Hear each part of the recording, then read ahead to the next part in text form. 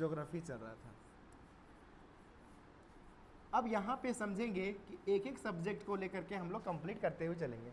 3 दिन चलेगा एक सब्जेक्ट, 3 दिन चलेगा दूसरा सब्जेक्ट, क्योंकि जीएस में आमतौर पर स्टूडेंट जो एसएससी का तैयारी करते हैं वो हल्के में इसलिए ले लेते हैं क्योंकि मैथ रीजनिंग पर ज़्यादा कमांड करते हैं, उसके बाद अगर किसी चीज़ में कोशिश किया तो वो इंग्लिश में करते हैं। यही है ना सीन। तो हम लोग को यहाँ पे देखना क्या है कि जो जीएस का होता है इसलिए छोड़ देते हैं लोग जल्दी से, क्योंकि इसमें मान लीजिए आपको 25 चैप्टर पढ़ना है, इसमें मान लीजिए कि 20-25 चैप्टर इसमें पढ़ना है। हिस्ट्री, ज्योग्राफी, पॉलिटी अगर इस तरह से देखा जाए एक एवरेज के तौर पर तो अमूमन 70-75 चैप्टर हो जाता है जीएस में। उसके बाद भी स्टूडेंट को लगता है कि यार जीएस में 25 क्वेश्चन में कितना मार पाएंगे, 15 क्वेश्चन, 17 क्वेश्चन, 10 क्वेश्चन कर लिए तो बहुत। लेकिन मैथ और रीजनिंग में क्या होता है कि अपना हाथ का कला है उसमें अच्छे से हम कर लिए प्रैक्टिस, तो क्या होगा कि 25 में से 20 क्वेश्चन, 22 क्वेश्चन, 25 क्वेश्चन के 25 क्वेश्चन भी मार सकते हैं। तो इसे लोग हल्के में ले लेते हैं। इसी तरीके से सारे सब्जेक्ट का है। तो यहाँ पे जब हम लोग बात कर रहे थे पॉलिटी में, तो पॉलिटी का जो हम लोग लास्ट क्लास में जो पढ़े थे उसमें हम लोग सिलेबस के तौर पर क्या क्या देखे थे। पहला देखिए, पॉलिटी या फिर पॉलिटिकल साइंस, या फिर यूँ कह लीजिए इसके साथ में कि कॉन्स्टिट्यूशन, क्या बात करेंगे हम लोग, कॉन्स्टिट्यूशन का। अब यहाँ पे आप समझेंगे कि जब हम बात करेंगे संविधान का या फिर पॉलिटी का, तो इसमें जो जो चैप्टर है, सबसे पहले हमारा क्या होता है, हिस्टोरिकल बैकग्राउंड। क्या होता है बाबू, हिस्टोरिकल बैकग्राउंड, कि कैसे हमारा कहाँ से आया है क्या, संविधान। ठीक है, संविधान का शुरुआत कैसे हुआ, संविधान होता क्या है, ये तमाम चीज़ें हम लोग बैकग्राउंड को पहले समझेंगे। क्योंकि लॉ जब बना तो लॉ का होना क्यों ज़रूरी है, लॉ कैसे बनता है। ठीक है, दूसरा में आएगा कि लॉ बनाने के लिए आखिर कौन जिम्मेदार है, किसको हम लॉ बनाने का अधिकार देंगे। लॉ तो कोई नहीं बना सकता है। अगर घर की बात करें तो घर में अगर लॉ बनेगा तो हम लोग एक ऐसे पर्सनालिटी को कंसिडर करते हैं कि दादाजी या दादी जी अगर कुछ बोल दिए या बड़े पापा अगर बोल दिए तो वही हमारे घर के लिए क्या हो जाता है, कानून हो जाता है, नियम हो जाता है। यही होता है ना। तो यहाँ पे हम लोग पढ़ेंगे कॉन्स्टिट्यूएंट असेंबली। क्या पढ़ेंगे बाबू, कॉन्स्टिट्यूएंट असेंबली। कॉन्स्टिट्यूएंट असेंबली का मतलब है संविधान सभा। क्या बोलते हैं उसे, संविधान सभा। ऐसा सभा जो संविधान को लिखने के लिए जिसको जिम्मेदार हम लोग जिम्मेदार बनाएंगे कि आप जो भी बात लिखेंगे संविधान में वो सर्वमान्य होगा, वो सभी के हित को नज़र में रख करके ही संविधान में बातें को लिखा जाएगा। तो हम लोग क्या बोलेंगे, कॉन्स्टिट्यूएंट असेंबली की बात करेंगे। कॉन्स्टिट्यूएंट असेंबली दूसरा चैप्टर के रूप में हम लोग देखेंगे। अब इसी तरीके से हम लोग देखिए ये सब जो बता रहे हैं आप लोगों को, ये सब पढ़ना है हम लोगों को, यहीं से सवाल आएगा आपके एसएससी में चाहे किसी भी एग्जाम में। दूसरा चैप्टर, अब यहाँ पे थोड़ा सा हम बात कर लेते हैं तीसरा चैप्टर आने से पहले बाबू कि पॉलिटी या फिर कॉन्स्टिट्यूशन। क्या बात किया हमने, कॉन्स्टिट्यूशन का। और कॉन्स्टिट्यूशन को हिंदी में क्या बोलते हैं बाबू, संविधान बोलते हैं। अब इस संविधान का मतलब पहले क्या होता है, ये दोनों चीज़ों को पहले रख लीजिए आप हैंड में कि ये दोनों चीज़ें है क्या। तो संविधान हम लोग किसको बोलते हैं, कोई बता सकता है इसका मतलब कि संविधान होता क्या है। आसान या लेमन भाषा में बताइए, जिस तरह सरल आमतौर पर हम लोग बोलते हैं संविधान क्या होता है, कोशिश कीजिए बताने का। क्योंकि देखिए कल दिन आप लोग एसएससी निकालेंगे या फिर कोई भी एग्जाम निकालेंगे, हो सकता है कल दिन आपका जीएस अच्छा हो जाए तो आप लोग सिविल सर्विस की ओर मूव करेंगे।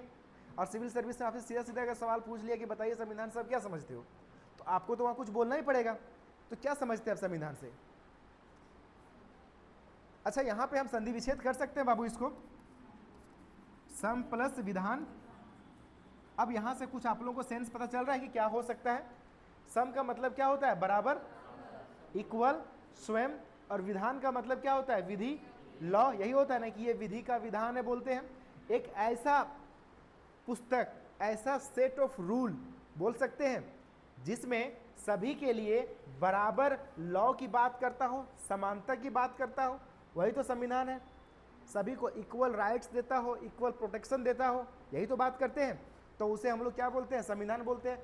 अब संविधान को और भी अगर आसान भाषा में पढ़ें, बुकिश लैंग्वेज को छोड़ करके, तो संविधान एक ऐसा दस्तावेज है। अब सर कैसा दस्तावेज है, अब खतियान तो है नहीं सर, ऐसा लीगल डॉक्यूमेंट्स है जिसके थ्रू किसी भी स्टेट यानी राज्य या नेशन या फिर सोसाइटी को सक्सेसफुली, कैसे सक्सेसफुली फंक्शनिंग कराने के लिए यानी रन कराने के लिए जिस रूल का हमें ज़रूरत पड़ेगा, उसका सेट को, उसका कंप्लीट ग्रुप को हम लोग क्या बोल सकते हैं, संविधान बोल सकते हैं। तो संविधान समझ में आया।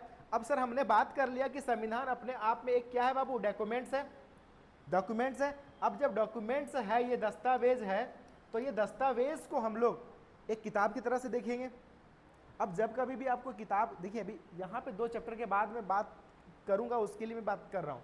अब कोई भी जब आप किताब खरीदते हो, तो किताब खरीदते हो तो सबसे पहला पन्ना पलटते हो, उसके बाद आप क्या देखते हो कि इसमें एक आप लोगों को इस किताब का मुख्य रूप से क्या उद्देश्य है बनाने का। जैसे ज्योग्राफी की किताब आपने खरीद करके लाया, पॉलिटी का खरीद करके लाया, आप कोई भी किताब खरीद करके जब लाते हैं तो सबसे पहला पेज जब पलटते हैं तो वहाँ पे लेखक का कुछ बातें लिखा हुआ रहता है, जिसको बोलते हैं प्रस्तावना या उद्देश्य का, कि इस किताब को लिखने का क्या उद्देश्य है। आप यहाँ से जैसे नेक्स्ट पेज पलटोगे तो आपको क्या क्या देखने को मिलेगा, यही देखते हैं ना। तो इसका मतलब है कि पहला पेज जब संविधान का हम पलटेंगे दोस्त, यहाँ तक तो बात हो गया, हिस्टोरिकल बैकग्राउंड पढ़ लिए, कौन जिम्मेदार है बनाने के लिए, उसके बारे में भी ये दोनों चैप्टर के बारे में पढ़ेंगे हम लोग। उसके बाद जो हमारे पास आएगा वह आएगा हमारे पास फर्स्ट पेज के रूप में देखेंगे तो आएगा प्रस्तावना। क्या आएगा बाबू, प्रस्तावना। यानी तीसरा चैप्टर के रूप में हमारे पास क्या होगा, प्रीएम्बल होगा। क्या होगा बाबू, प्रस्तावना होगा, प्रस्तावना होगा, या इसी को हम लोग बोलते हैं क्या, उद्देशिका बोलते हैं। कोई दिक्कत है यहाँ तक समझने में। तीसरा चैप्टर के रूप में पेज पलट दिए हम लोग किताब का। अब पेज जैसे पलटते हैं बाबू, उस लेखक के बारे, लेखक ने जो बात बताया किताब के बारे में, उसके बाद हम लोग को क्या मिलता है बच्चा, उसके बाद मिलता है क्या क्या यूनिट है, कितना चैप्टर है इस यूनिट में, यही तो मिलता है ना। संविधान को ऐसे समझना है, हवाबाजी में नहीं। आपको समझ, देखिए कॉन्स्टिट्यूशन या कोई भी चीज़ें पढ़ रहे हो आप जीएस में, तो जीएस के छिपे हुए फिलॉसफी को, उसके दर्शन को, उसके व्यू को समझना जरूरी है। अदरवाइज आप जीएस को रट के कभी नहीं याद रख सकते हो। अब एक बात आप लोग बताइए कि जब प्रीएम्बल लिखा गया, अब प्रीएम्बल के बाद जैसे ही हम लोग पेज को पलटेंगे बाबू, तो हम लोगों के पास क्या रहता है, कंटेंट रहता है। फर्स्ट यूनिट में इतना चैप्टर, सेकेंड यूनिट में इतना चैप्टर, इस तरह रहता है। अब संविधान को जब लिखा गया तो पूरा का पूरा हम लोग एक ही जैसा सरसरी नज़र से टाइप करके तो नहीं छोड़ दिए, उसको यूनिट बाय यूनिट किए होंगे बाबू। अब घर बनाते हैं तो घर बनाने से पहले हम लोग क्या करते हैं, नक्शा तैयार करते हैं कि किचन कहाँ पे होगा, बाथरूम कहाँ पे होगा। अब ऐसा तो नहीं करते लगा जिधर मन उधर से ढलाई करना शुरू कर देते हैं, ऐसा तो नहीं करते हैं। हम लोग क्या करते हैं कि एक प्रॉपर तरीके से खाका बनाते हैं, एक ढांचा बनाते हैं। तो प्रीएम्बल के बाद जैसे हम लोगों ने पेज को पलटा, तो पेज को पलटने के बाद हमारे पास क्या आएगा, हमारे पास आएगा कंटेंट। सबसे पहला भारतीय संविधान को हम लोग यहाँ पे ऑब्जेक्टिव पूछा भी जाता है और इसे हम लोग पूरा का पूरा कंप्लीट तरीके से पढ़ेंगे भी। भारतीय संविधान को कितने भागों में बांटा गया, अगर मान लीजिए आपने कोई किताब खरीद करके लाया तो उस किताब में क्या रहता है कि 5 यूनिट है, 10 यूनिट है। तो भारतीय संविधान में यूनिट के जगह पे आप यूनिट वर्ड को रिप्लेस करके पार्ट को समझिए। क्या समझेंगे, पार्ट को। तो भारतीय संविधान को हम लोग क्या बोलेंगे बाबू, कितने पार्ट में बांटा गया है, इसका मतलब है पार्ट्स, यानी भाग में। कोई दिक्कत है। मान लीजिए फॉर एग्जांपल आप 6th सेमेस्टर का स्टूडेंट है, आपके पास कोई सब्जेक्ट है पढ़ने के लिए, लिखा रहता है ना कि इतना यूनिट आपको पढ़ना है। तो भारतीय संविधान में कितने पार्ट्स हैं, कोई बताएगा कितना बाबू, टोटल 22 है, लेकिन कहीं कहीं पर आपको 25 देखने को मिलेगा, इसके बारे में हम बताते हैं। सब पार्ट, इसका मतलब क्या हुआ, एक दूसरा 25 में जब बात करेंगे तो बाबू ध्यान से समझिएगा, सब पार्ट, पार्ट का भी हम लोग क्या बना दिए हैं, सब पार्ट। समझते चलिए, अगर हम 1 2 3 4 5 6 बिना किसी सब ब्रांच का सब पार्ट का बात करें तो टोटल कितने पार्ट्स है बाबू, 22 है। लेकिन जैसे ही हम लोग सब पार्ट करेंगे, जैसे 4A, क्या बात करेंगे बाबू, जैसे यहाँ पे सब पार्ट के रूप में हम लोग बात करें कि 4A का बात किए तो ये क्या हो गया, सब ब्रांच हो गया कि नहीं। उसके बाद हम जब बात करेंगे 9A का, बात करेंगे 9B का और बात करेंगे 14A का, तो कितना सब पार्ट है बाबू, यहाँ पे 4 सब पार्ट है, 4 का A, 9 का A और B और 14 का A, 4 हो गया। ऑलरेडी हमारे पास पार्ट्स कितने थे, 22, और यहाँ पे कितने हो गए हैं, तो 22 और 4 कितना हो गया, हमारे पास टोटल सब पार्ट मिला करके पार्ट्स कितने हैं, और हमने यहाँ पे कितना लिखा है, होना कितना चाहिए था, एक यहाँ पे घट रहा है। भारतीय संविधान में यह भी प्रावधान दिया गया है कि भारतीय संविधान में कुछ बातें पुराना हो गया हो तो उसको डिलीट भी किया जाए, या अगर नया बातें हो तो उसको ऐड भी किया जाए। तो भारतीय संविधान का एक पार्ट को डिलीट कर दिया गया। क्या कर दिया गया बाबू? डिलीट कर दिया गया। और वह पार्ट हमारा कौन सा था? 7। तो यहाँ पे एक घटा देंगे तो कितना बचा? 25। समझ में आया कितना पार्ट हम लोग को देखना है सो संविधान में? अभी जो बातें मैं बता रहा हूँ ये सिर्फ आप लोग एसएससी नहीं अदर भी एग्जाम का तैयारी करेंगे तो ये ढांचा एक खाका तैयार रखिएगा। समझ में आया? अब सर पार्ट जब देख लिए तो पार्ट के बाद हमारे पास आता है एक शेड्यूल। क्या आता है बाबू? जिसको बोलते हैं अनुसूची। क्या बोलते हैं? अनुसूची। अच्छा, अनुसूची का मतलब क्या होता है? जैसे हम लोग कोई भी काम करते हैं तो शेड्यूल के अकॉर्डिंग करते हैं। हम लोग बोलते हैं ना कि 11 से 12 चलेगा जीएस का क्लास, एक शेड्यूल है। 10 से 11 चलेगा मैथ्स का क्लास, एक शेड्यूल है। और शेड्यूल को हिंदी में क्या बोले हमने? अनुसूची। अच्छा, आप लोगों को एक सूची जैसे देखते होंगे, लिस्ट देखते होंगे। अब उस लिस्ट को भी अगर हम लोग अनु कर दे, छोटा कर दे, तो क्या होगा बाबू? और भी अनुसूची हो जाएगा, शेड्यूल हो जाएगा। आपका क्लास कितना था? 10 से 12, लेकिन 10 से 12 में 2 शेड्यूल आपके पास, उसको भी छोटा कर दिया हम लोगों ने। अब भारतीय संविधान में तो सभी बातें लिखा हुआ बाबू, पंचायत को चलाने से लेकर के देश को चलाने तक की बात लिखा हुआ है। एक पंचायत के हेड को लेकर के देश के हेड तक की बात लिखा हुआ है। उसका सैलरी लिखा हुआ है, उसका पोजीशन लिखा हुआ है, उसके पावर लिखा हुआ है, उसका फंक्शन लिखा हुआ है, उसका क्षेत्राधिकार लिखा हुआ है। अब सब जगह तो हम लोग एक ही जगह तो हौच पौच तो नहीं कर सकते। अब मैथ के टीचर भी क्लास में आ जाए, जीएस की क्लास में टीचर आ जाए तो हौच पौच हो जाएगा। वो उधर मैथ समझा रहे हैं, इधर जीएस पढ़ा रहे हैं, तो आप लोग का दिमाग क्या हो जाएगा? कंफ्यूज हो जाएगा, क्या पढ़ें क्या नहीं पढ़े। तो इसके लिए हम लोग क्या करते हैं कि एक शेड्यूल के तहत पहले मैथ्स के टीचर आएंगे, फिर जीएस के आएंगे, फिर जीके जीएस के आएंगे। तो उसी तरीके से भारतीय संविधान में 22 पार्ट है बाबू। और 22 पार्ट का मतलब है कि गांव से लेकर के पूरा देश तक को इंटीग्रेट करने का, जोड़ करके चलाने का संविधान है। अच्छा, आप लोगों के दिमाग में जा रहा है या दिमाग से जा रहा है? एक तो दिमाग में जाना होता है, एक दिमाग से जाना होता है। टेंजेंट तो नहीं हो रहा है किसी का, स्पर्श रेखा की तरह से नहीं जा रहा है। देखो बाबू, तो अब एक बात बताइए, एक एग्जांपल और भी आप लोगों को समझाता हूँ। आपके घर में शादी है, अब क्या करते हो कि सारे चीज़ों का एक लिस्ट बनाते हो, सूची बनाते हो। अब जैसे मान लीजिए कोई वेजिटेरियन है तो उसका अलग लिस्ट रहता है, नॉन वेज का अलग वेज रहता है, और कपड़े लत्ते का अलग रहता है, टेंट वेंट का अलग रहता है। अब सबको तो एक लिस्ट में नहीं ना डालते हैं बाबू, क्योंकि मान लीजिए अगर खाना बनाने वाला बोला कि लेके आओ पत्तल कहाँ है, तो अब साड़ी वाले कपड़ा या कपड़े वाले लिस्ट में तो नहीं ढूंढोगे। तो इसीलिए बात करेंगे जब हम कि पावर और पोजीशन का, लोगों का क्षेत्राधिकार का, उसका ड्यूटीज़ का, तो अलग तरीके से सबको हम अलग करके रखेंगे। तो भारतीय संविधान में शेड्यूल की भी बात कहा गया है। क्या बात कहा गया है बाबू? शेड्यूल। और शेड्यूल को क्या बोलते हैं? अनुसूची। तो टोटल अनुसूची जो था हमारा ओरिजिनल कॉन्स्टिट्यूशन में। अच्छा, ओरिजिनल कॉन्स्टिट्यूशन को हम लोग कब एडॉप्ट किए थे बाबू? ओरिजिनल कॉन्स्टिट्यूशन को मतलब प्योर कॉन्स्टिट्यूशन बना और हम लोगों ने एडॉप्ट किया तो 26 नवंबर 1950 में, 26 जनवरी 1950। उसके पहले हम लोगों ने 1900 कितना में 49 में किया था ना। उसके बाद हम लोगों ने 2 महीने के गैप के बाद पूरा का पूरा संपूर्ण हम लोगों ने क्या किया था? एडॉप्ट कर लिया था बाबू। तो जब हम लोगों ने एडॉप्ट किया था उस टाइम पूरा का पूरा प्योर संविधान था, उसमें ना कोई कटिंग ना सेटिंग, जैसे था वैसे ही था। तो उस वक्त हमारे पास शेड्यूल कितना था बच्चा? 8। लेकिन प्रेजेंट टाइम में अभी शेड्यूल कितना है हमारे पास? 12। ये ऑब्जेक्टिव पूछा जाता है। जितना अभी मैं लेक्चर में बता रहा हूँ सुनते जाना। ये ब्रॉडकास्टिंग माइंड जो है ना आपका, रिसीवर और ट्रांसमीटर यही है, इसको खोल करके रखना। किताब को पढ़ने से ज़्यादा उपयोगी होगा सुनना। तो ओरिजिनल में कितना था बाबू? 8 शेड्यूल। प्रेजेंट में कितना है? 12। आपको पार्ट्स कितना है? 22, 25 सब पार्ट मिला करके शेड्यूल कितना? 8, 12। यहाँ तक समझ में आ गया? अब मैं बात करूं यहाँ पे पार्ट्स समझ में आया,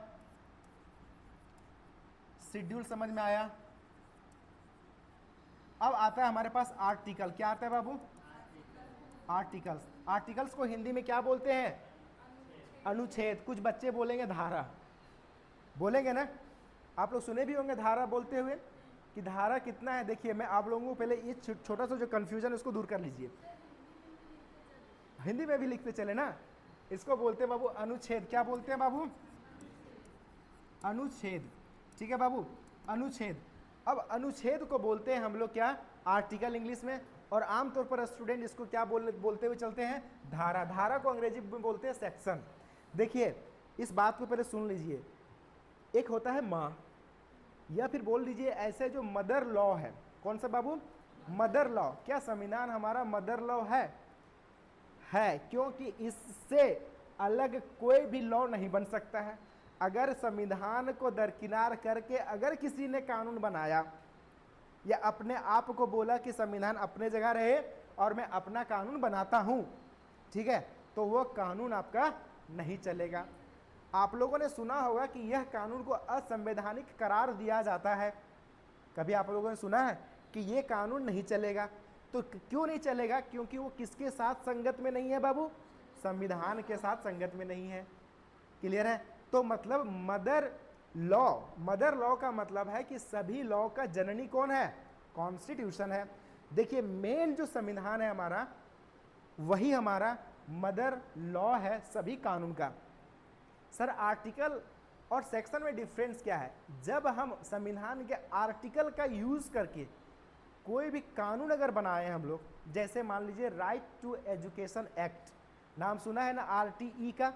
अब उसमें जो भी बातें लिखा गया है बाबू 1 2 3 4 5 6 करके पॉइंट में, कि पहला बच्चा का फी नहीं लगेगा, फ्री में एडमिशन होगा, किताब फ्री में मिलेगा, मिड डे मील मिलेगा। सबको हम लोग एक जैसा आर्टिकल जैसा तो नहीं लिख दिए पैसेज की तरह से, क्या किए उसको 1 2 3 फॉर्म करके लिखे हुए, तब ना हम लोग बोलते हैं कि राइट टू एजुकेशन एक्ट का सेक्शन धारा ये कहता है, बोलते हैं ना। तो बताइए कि राइट टू एजुकेशन एक्ट जो बनाया गया वो कहाँ से इंस्पायर्ड है? संविधान से। और संविधान का आर्टिकल कौन सा है बाबू? 21A है। इसका मतलब है कि किनका पेट से निकल करके आया वो right to education act? Article से आया। तो यहाँ पे इसे आर्टिकल बोलेंगे, बट इस आर्टिकल का यूज करते हुए जब हम कानून बनाएंगे, यानी मदर ये हुआ, इससे हम लोग इंस्पायर्ड होकर जब कानून बनाए, एक्ट बनाए, और उसमें जो बातें लिखे हम लोगों ने उसे क्या बोलेंगे? सेक्शन बोलेंगे, धारा बोलेंगे। क्लियर है? आमतौर पर ये कंफ्यूज नहीं होना, वैसे लोग बोल देता है धारा, लेकिन अनुच्छेद कायदे से ये है। ठीक है। अब भारतीय संविधान में टोटल अनुच्छेद कितना है बच्चा? 300 बाबू 95 है। और अगर हम सब आर्टिकल को जोड़ करके देखें तो ये 465 से भी प्लस है। ये घटते बढ़ते रहता है, जब कभी संविधान संशोधन हुआ तो आगे पीछे होता रहता है, लेकिन ये चीज़ें हमें यहाँ पे देखने को मिलेगा। क्लियर है? अब मैं आप लोगों से एक बार पूछना चाहता हूँ, कितना चैप्टर का जिक्र किया हम लोगों ने? पहला हिस्टोरिकल बैकग्राउंड, दूसरा कॉन्स्टिट्यूएंट असेंबली, तीसरा प्रीएम्बल, चौथा पार्ट, पांचवा शेड्यूल, छठा आर्टिकल। 6 यहाँ पे समझ में आया। अब आप लोगों से एक सवाल और पूछता हूँ कि अगर आप लोगों को घर बनाना हो, बिल्डिंग बनाना हो, और आपने हजारीबाग में एक प्लॉट खरीदा 2 कट्ठा का, तो सबसे पहले आपका काम क्या होगा? क्या करना बाबू? नक्शा बनाना। उसके पहले आपको क्या करना होगा? पहले मापी करवाना होगा ना बच्चा, क्योंकि दूसरा वाला में तो बाउंड्री करोगे नहीं आप। तो भारतीय संविधान जब आप लागू कर रहे हो तो चाइना में घुसा करके तो लागू नहीं करवाओगे, पाकिस्तान वाले मानेंगे नहीं, नेपाल भूटान वाले भी नहीं मानेंगे, तो आपका संविधान कहाँ चलेगा? इंडिया में चलेगा ना, सिर्फ इंडिया के दायरे में चलेगा। तो जब हम इंडिया को बना रहे हैं तो इंडिया के लिए हम बना रहे हैं संविधान को, तो इसका सबसे पहले हम लोग क्या करेंगे? लेआउट तैयार करेंगे। क्या तैयार करेंगे? लेआउट। इसका मतलब है कि हमारा क्षेत्र कहाँ तक है। तो भारतीय संविधान का पहला पार्ट, फर्स्ट पार्ट जो है यहीं से स्टार्ट होता है, पार्ट 1। देखिए संविधान को लिखने के टाइम पर यानी भाग 1, कौन सा बाबू? भाग 1। भाग 1 जब हम लोग बात करेंगे तो अभी मैंने आपको एग्जाम्पल दिया कि सबसे पहले आप अपना क्या करोगे? प्लॉटिंग करोगे कि कहाँ तक हमारा सीमा रेखा है। उसके बाद आप क्या करोगे? बाउंड्री दोगे उसे। तो भारतीय संविधान का फर्स्ट पार्ट क्या कहता है? यूनियन। पहले इंग्लिश में लिख लेता हूँ बाबू, यूनियन एंड इट्स टेरिटरी। संघ एवं संघ क्षेत्र। हिंदी में क्या बोलते हैं इसे बाबू? संघ एवं संघ क्षेत्र। कोई दिक्कत? पहले हम लोग तो संघ का मतलब क्या होता है? यूनियन। यूनियन का मतलब हो गया पूरा का पूरा देश, ठीक है, और उसके कौन कौन सा क्षेत्र है, ठीक है। अब मान लीजिए कि हमारा जहां तक क्षेत्र रहेगा वहीं पर तो हमारा संविधान चलेगा। तो हम लोगों ने सबसे पहले क्या किया बाबू? अपना एक सीमांकन को पहले ही चैप्टर में, पहले ही यूनिट के पहले ही चैप्टर में हम लोगों ने पार्ट 1 में क्या चीज को डिफाइन किया? यूनियन एंड इट्स टेरिटरी, यानी संघ एवं संघ क्षेत्र। दूसरा वाला तो घुसना नहीं है। पहले हम लोगों ने क्या किया? पूरा का पूरा अपना सीमांकन कर लिया। अब जो बातें होगा, अब यहाँ पे समझिए सर, पार्ट तो हो गया, अब हमारे पास आर्टिकल कितना है बाबू? 395 है। अब बताओ कि जब हमने यूनिट फर्स्ट स्टार्ट किया, पार्ट 1 स्टार्ट किया, तो हमारा आर्टिकल भी तो इसके साथ स्टार्ट होगा बाबू।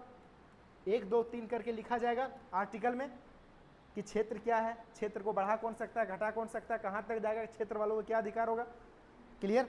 तो बताइए कि यहाँ पे आर्टिकल जो स्टार्ट होगा वो कहाँ से स्टार्ट होगा बच्चा, एक से ही स्टार्ट होगा।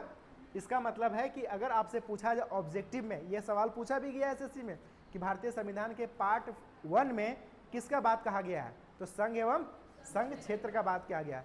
और अगर पूछे कि पार्ट 1 में आर्टिकल कहाँ से कहाँ तक का जिक्र है, तो क्या बात करेंगे, स्टार्ट कहाँ से होगा, ये एक से स्टार्ट होगा, जाएगा कहाँ तक, 4 तक जाएगा। क्लियर यहाँ तक। अब ये खाता धीरे धीरे करके खुल रहा है। ये क्लास समझिए एक प्रकार से इंट्रोडक्शन है, आपके दिमाग में खाका तैयार करने का है, ताकि आप जब चीज़ों को पढ़ें तो आपको ग्रिपिंग मिल सके, एक पावर मिल सके। अब आ जाइए यहाँ पे पार्ट 2 में, किसमें, पार्ट 2 में।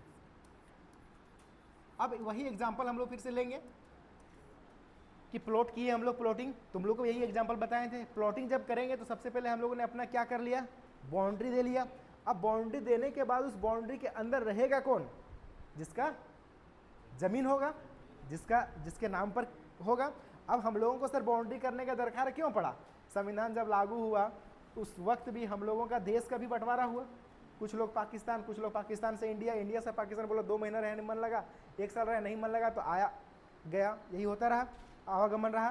तो अब हम लोग सबसे पहले डिफाइन करेंगे कि इस टेरिटरी का, इस देश का नागरिक कौन है। तभी तो आखिर ये कानून लागू किस पर होगा, देश पर। तो देश का मतलब क्या है, लोग। अब लोग पर ही तो लागू होगा, तो सबसे पहले डिफाइन तो करेंगे ना कि नागरिक कौन है, आखिर इंडिया का सिटीजन कौन है। क्लियर है। देखो तो यहाँ पे भाग 2 इसमें है हमारा सिटीजनशिप। क्या है बाबू,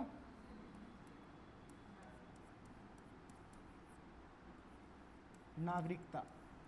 ठीक है, यहां तक नागरिकता की बात करेंगे।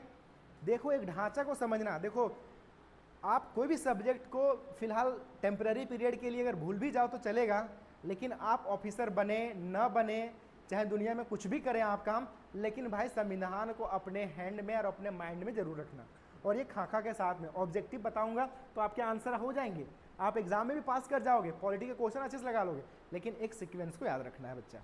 ठीक है, प्रीवियस ईयर का क्वेश्चन ले लो, घटना चक्र का सारा क्वेश्चन को दूहर दो पकड़ करके पूरा का पूरा कंप्लीट कर दो, क्या होगा, आपको तो आंसर ही जाएगा। अरे होगा तो होगा, 1-2 क्वेश्चन छूटेगा, लेकिन ये ढांचा को याद रखना। अब सिटीजनशिप हो गया, अब कैसे हम लोग डिफाइन करेंगे कि कौन नागरिक है नहीं नागरिक है, उसी का तो अधिकार होगा। अब देश में हम कोई योजनाएं लागू करेंगे लाभ के लिए, मान लीजिए कि आपको पीएम आवास मिलना है, आपको राशन मिलना है, तो पता चलेगा कि आप देश के पहले नागरिक हो तभी तो एलिजिबल होंगे आप, नहीं पता चलेगा कि दूसरे कंट्री वाला भी आकर के ले राशन। तो सबसे पहले हित किसका होगा, जो देश का नागरिक है। तो पार्ट 2 में किसका, और अभी आप लोगों ने देखा होगा सीडीपीओ जेपीएससी का एग्जाम के पीटी एग्जाम में पूछा गया सवाल है ये कि भारतीय संविधान के पार्ट 2 में किसका जिक्र किया गया है, तो एसएससी में पूछा गया है। तो किसका जिक्र है बाबू, सिटीजनशिप का। अब आर्टिकल यहां से क्या स्टार्ट होगा बच्चा, 5 से स्टार्ट होगा, जाएगा कहां तक, 11 तक जाएगा। कितना बाबू, 11 तक जाएगा। और ये बताएगा कौन सिटीजन होगा, किसका नागरिकता जा सकता है, किसका नागरिकता एडॉप्ट कर सकता है, ये तमाम बातें यहाँ पे कहा गया है। कौन सा पार्ट में, पार्ट 2 में। यहाँ तक सुन करके ये सब अगर ऑब्जेक्टिव रहेगा तो लगा लेंगे आप लोग। शेड्यूल कितना है भारतीय संविधान में, शेड्यूल कितने हैं, शेड्यूल अनुसूची 8 है ओरिजिनल, और अभी प्रेजेंट में 12 है। भारतीय संविधान में पार्ट कितने हैं, 22 है, 25 है, सब पार्ट मिला करके। आर्टिकल तो पता ही है, पार्ट 1 पता चल गया, पार्ट 2 पता चल गया, पार्ट 3 में हम लोग आ जाते हैं। अब एक बात समझिए, वही एग्जाम्पल के थ्रू आपने प्लॉटिंग किया, बाउंड्री के अंदर वही रहेगा जो उस जमीन का मालिक है।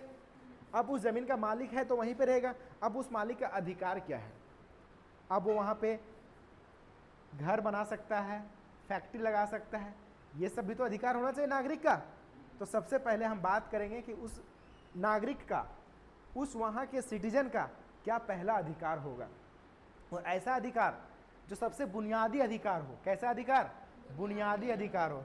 आप कुछ अधिकार दो या ना दो बाद की बात है, आप फ्री में उसको एजुकेशन दो ना दो अलग बात है उसको, लेकिन जो बुनियादी चीज़ें हैं, बुनियादी का मतलब है कि लोगों का बौद्धिक विकास के लिए, शारीरिक विकास के लिए, मानसिक विकास के लिए, और यूँ कह लीजिए कि किसी भी व्यक्ति का कंप्लीट डेवलपमेंट के लिए जो बेसिक चीज़ें होना चाहिए वो तो अधिकार तो दोगे ही ना।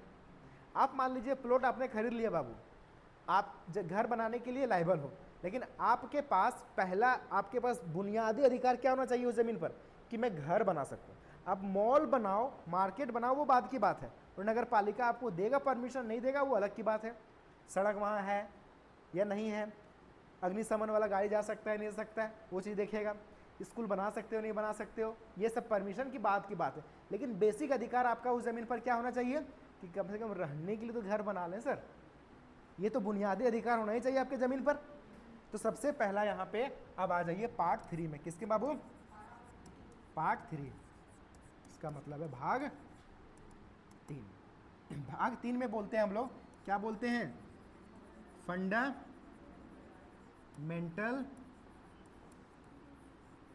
राइट्स, जिसको हम लोग क्या बोलते हैं? मौलिक अधिकार। क्या बोलते हैं इसे? मौलिक या फिर मूल अधिकार। सर यहाँ पे सवाल आता है कि इस अधिकार को हम लोग मौलिक अधिकार क्यों बोले? हम लोग तो यहाँ पे कॉन्स्टिट्यूशनल राइट भी बोल सकते थे, संविधान था तो बोल सकते थे, लीगल राइट भी बोल सकते थे, ठीक है। मौलिक अधिकार का मतलब है कि मूल अधिकार। कौन सा अधिकार? मूल अधिकार। अच्छा, इस यूनिवर्स को चलाने के लिए कुछ फंडामेंटल फोर्सेस हैं, आप लोग जानते हैं, जो बुनियादी बल है जिसको हट जाने से ये दुनिया हौच पौच हो जाएगी, उसको हटाया नहीं जा सकता है इस यूनिवर्स से। सर कौन सा बल है वो? जैसे ग्रेविटेशनल फोर्स, क्या कभी हटाया जा सकता है? इलेक्ट्रोमैग्नेटिक फोर्स हटाया जा सकता है?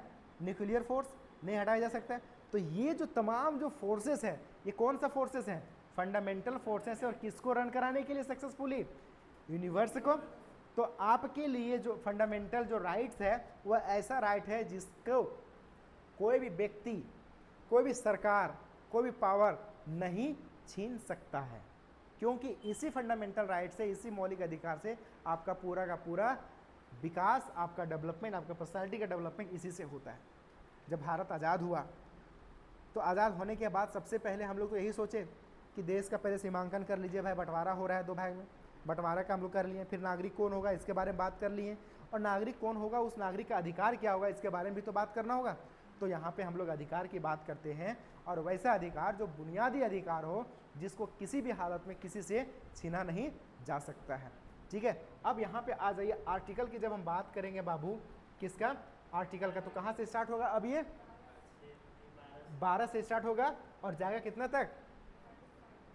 कि जाएगा 35 तक। वैसे आप लोग आमतौर पर 10th क्लास 11th क्लास में पढ़ते होंगे फंडामेंटल राइट्स, तो आप पढ़ते होंगे सीधा आर्टिकल 14 से लेकर के 32 तक, यही तो देखते होंगे, क्लियर है। लेकिन हमारा पार्ट 3 में आर्टिकल कहाँ से कहाँ तक जाएगा? ये 12 से लेकर के 35 तक जाएगा। कोई दिक्कत यहाँ तक समझने में?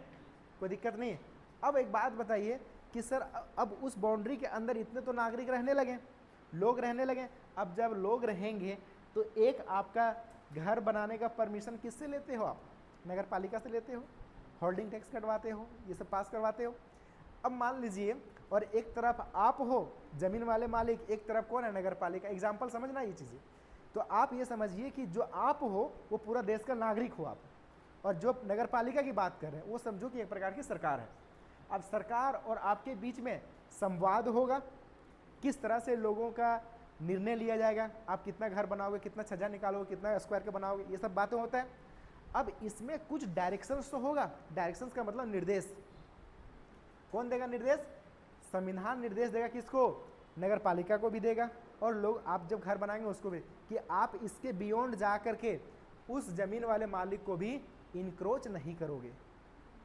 बात समझना। और ऐसा नहीं कि जमीन वाले मालिक मिल करके और बोलेगा नगर पालिका कि तुम आना भी मत वरना यहीं से टपका देंगे।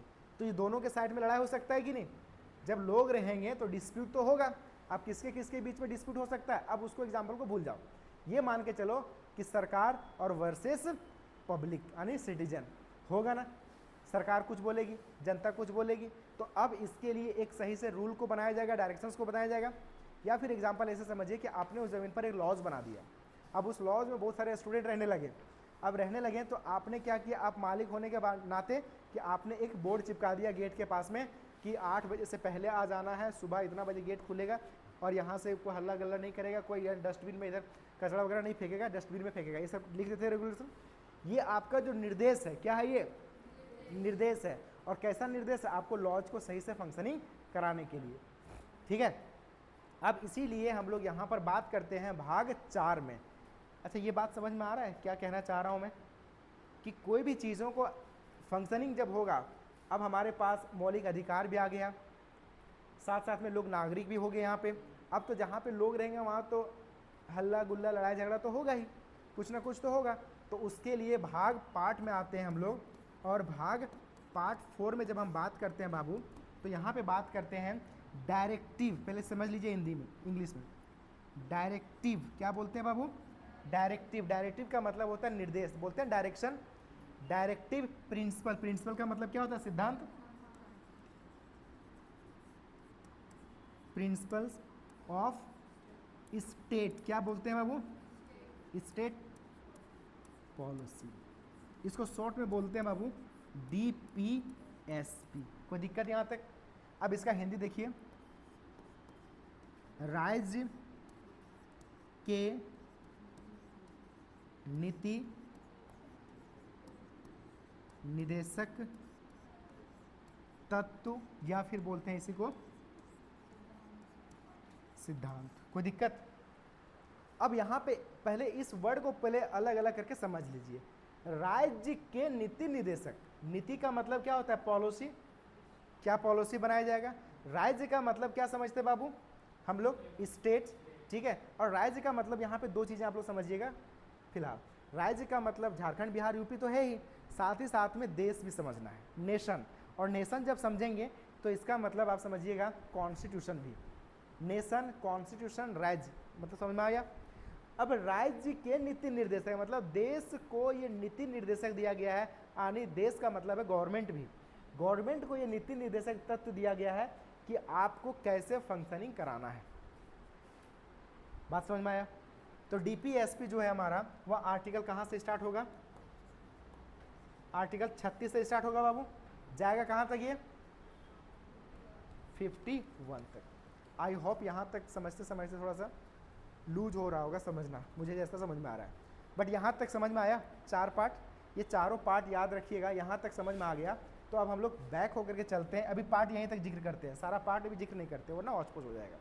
आर्टिकल कहाँ तक गया, 51 तक। देखो आर्टिकल 51 तक अगर आप लोगों ने इंपॉर्टेंट आर्टिकल को याद कर लिया तो आर्टिकल से भी सवाल आपका छूटेगा नहीं। पार्ट से अब हम लोग थोड़ा सा यहाँ पे आते हैं, दो चीज़ें। पहला हम लोगों का चैप्टर क्या था, हिस्टोरिकल बैकग्राउंड था। दूसरा में कौन सा था हमारा, कॉन्स्टिट्यूएंट असेंबली। इसको बोलते हैं ऐतिहासिक पृष्ठभूमि। क्या बोलते हैं, ऐतिहासिक, क्या है, ऐतिहासिक पृष्ठभूमि संविधान का। दूसरा में क्या था, संविधान सभा, क्या बोलते हैं इसे, संविधान सभा। तीसरा में क्या था हमारा, प्रीएम्बल, यानी क्या बोलते हैं, प्रस्तावना। इसी को क्या बोलते हैं, उद्देशिका। अभी सबसे पहले हम लोग स्टार्ट करेंगे प्रीएम्बल को पढ़ना। सर प्रीएम्बल को क्यों पढ़ेंगे हम लोग, हिस्टोरिकल बैकग्राउंड को क्यों नहीं सबसे पहले पढ़ेंगे, ये बाद में बात बताऊंगा आप लोगों को क्यों यहाँ से हम लोग स्टार्ट करें।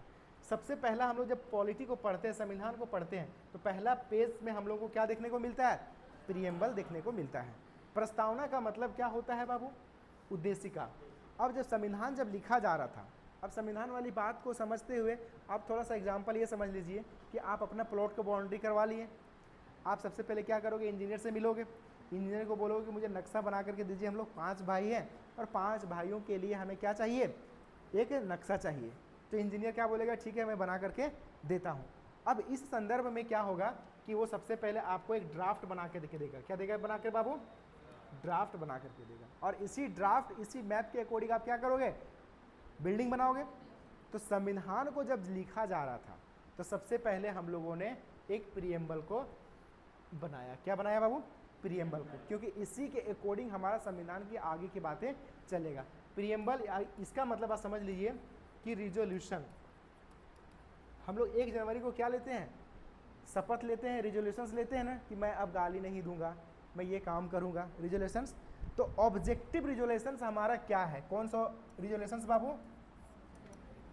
Objective resolutions. ऑब्जेक्टिव रिजोल्यूशंस का मतलब है उद्देश्य प्रस्ताव, बोल सकते हैं कि आपका उद्देश्य क्या है लेने का। तो संविधान को जब हम लिखने जा रहे हैं तो उसके लिए हम लोग के पास क्या है बाबू? ऑब्जेक्टिव रिजोल्यूशंस के तौर पर हमारे पास क्या है? प्रीएम्बल है। प्रीएम्बल स्टार्ट कहाँ से होता है? We the people of India. Clear है? अच्छा, किस किस को याद है ये we the people of India पूरा?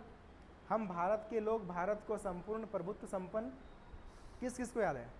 नहीं याद है किसी को? हिंदी कोई दिक्कत नहीं, हिंदी में भी याद रखना है, इंग्लिश में कोई ज़रूरी नहीं, हिंदी इंग्लिश दोनों में सबको याद है। देखिए कल लेंगे क्लास, उस टाइम आप लोगों को मैं कल तो नहीं ले पाऊंगा, कल मेरा एग्ज़ाम है, तो नेक्स्ट क्लास में जब भी आएंगे तो क्या होगा कि प्रीएम्बल जो है आप लोगों को कम से कम याद हो, क्योंकि प्रीएम्बल अगर आपने समझ लिया तो आगे का जो चैप्टर है वो बहुत आसानी से समझ पाएंगे, क्योंकि पूरा का पूरा नक्शा, पूरा का पूरा जो ड्राफ्ट, पूरा का पूरा जो रिजोल्यूशंस वो किस पर आधारित है? कॉन्स्टिट्यूशन का प्रीएम्बल। और प्रीएम्बल को ही बोला जाता है संविधान का की बोला जाता है। क्या बोला जाता है बाबू? की मतलब चाबी। इसी को बोला जाता है क्या? आइडेंटिटी कार्ड बोला भी जाता है। अगर आपने इसका परिचय से पढ़ लिया तो संविधान को बच्चा से पढ़ लोगे। इसी को बोला जाता है की नोट्स। क्या बोला जाता है? की नोट्स। इसी को बोला जाता है हॉरोस्कोप, जिसको बोलते हैं कि राशि बोलते हैं ना संविधान का, जैसे किसी का राशि देख करके बता देते हैं ना तुम्हारा क्या होने वाला है, तो संविधान का प्रीएम्बल को भी क्या बोलते हैं? हॉरोस्कोप भी बोलते हैं। क्लियर है यहाँ तक? तो ये सब चीज़ों को हम लोग पढ़ेंगे कल। या फिर ये समझ लीजिए कि संविधान का पूरा समरी जो है हमारा वो कौन है? प्रीएम्बल है। क्लियर है?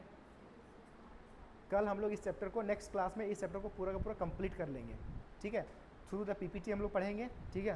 पूरा कंप्लीट करेंगे और बाकायदा कंप्लीट करने के बाद आप लोगों को इस डिजिटल बोर्ड के माध्यम से ही आप लोगों को पूरा ऑब्जेक्टिव करवाएंगे जो प्रीवियस ईयर्स में क्वेश्चंस आए हुए हैं। और जैसे 3-3 4-4 चैप्टर होगा ज्योग्राफी का, पॉलिटी का, इकोनॉमिक्स का, उसी तरीके से हम टेस्ट भी लेंगे। और सीधा सीधी मान के चलिए स्टैटिक क्वेश्चन रहेगा जो आपका प्रीवियस ईयर्स में अलग अलग एग्जाम में पूछे गए सवाल है वो सब रहेगा। ठीक है? आज यहीं पे रखें क्लास। ठीक है?